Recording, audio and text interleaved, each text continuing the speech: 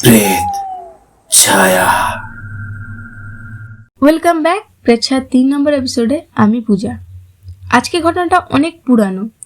1987 সালে কলকাতার অরুণ ঘোষের সাথে ঘটে যাওয়া একটি ঘটনাটা কালেক্ট করেছি কলকাতায় থাকা আমার এক পিসিমশাইয়ের দাদুর কাছ থেকে। তো চলুন দেরি না করে ঘটনাটা শুরু করা যাক। 1987 সালের শীতকাল। অরুণ ঘোষ পেশায় সরকারি চাকরিজীবী। উনি বদলি হয়ে আসেন কলকাতার থিয়েটার রোডের একটি পুরানো ব্রিটিশ আমলের অফিস বিল্ডিংয়ে। ওই বিল্ডিংয়ের উপরতলায় একটি কোয়ার্টার বরাদ্দ হয়।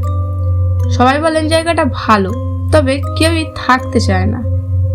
অরুণবাবু আবার এসব কথায় পাত্তা দেন না।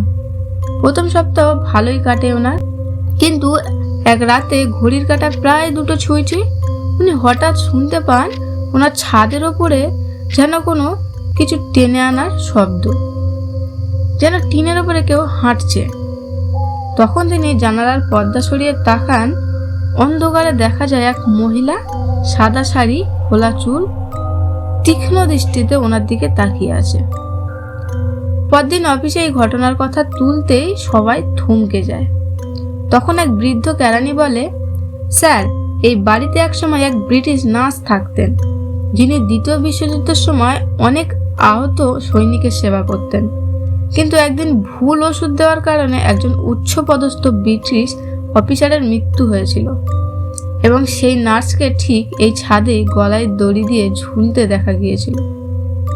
তো ঘটনাটা শুনে অফিসে সবাই একটু থমকে যায়। এবার 2 দিন সব চুপচাপ থাকে। দ্বিতীয় দিন রাতে অরুণবাবু দরজা বন্ধ করে ঘুমাতে যান। রাত তখন প্রায় 3:15। হঠাৎ ওনার ঘুম ভেঙে যায়। ঘরের লাইটটাও দেখছে যে নিজে থেকে জ্বলে উঠেছে, আর দরজার নিচে দিয়ে দেখা যাচ্ছে একজোড়া পায়ের ছায়া, যেটা ঘরের ভিতরেই।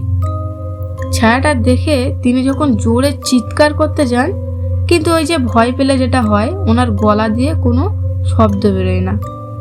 তারপর উনি দেখলেন যে ছায়াটা ধীরে ধীরে ঘরের ভিতরে ঢুকছে, এবং খুবই ভয়ঙ্কর দেখতে। চুলগুলো ভাসছে, চোখে কোনো মনি নেই, আর ঠোঁট থেকে হালকা ধোঁয়া বেরোচ্ছে। এই ঘটনার মাঝখানে আবার কারেন্টও চলে গেছে। এবার এইসব দৃশ্য দেখার পর উনি জ্ঞান হারিয়ে সারা রাত ওই রুমেই পড়ে থাকে। পরদিন সকালে অরুণবাবু জ্ঞান ফিরে পান হাসপাতালের বেডে। তারপর সবকিছু জেনে বুঝে ডাক্তারবাবু বলেন যে আপনি হিপনোগজিক হ্যালুসিনেশনের শিকার হয়েছিলেন। এই অবস্থায় মানুষ বাস্তব ও স্বপ্নের মাঝামাঝি একটা ভয়ানক অবস্থা অনুভব করে, এবং তার মধ্যে আগের শোনা গল্পের ছাপও মিশে যায়। তাই আপনি হয়তো সেই পুরানো নার্সের গল্পটা মনে রেখেই এইসব কিছু দেখেছেন। তবে প্রশ্নটা হলো, যদি সবটাই মানসিক বিভ্রম হয়, তাহলে বাড়ির অন্য কেউ মাঝরাতে কেন সেই নারীর ছায়া দেখেনি? তো ঘটনাটা এতটুকুই। আপনাদের কেমন লাগলো কমেন্টে অবশ্যই জানাবেন।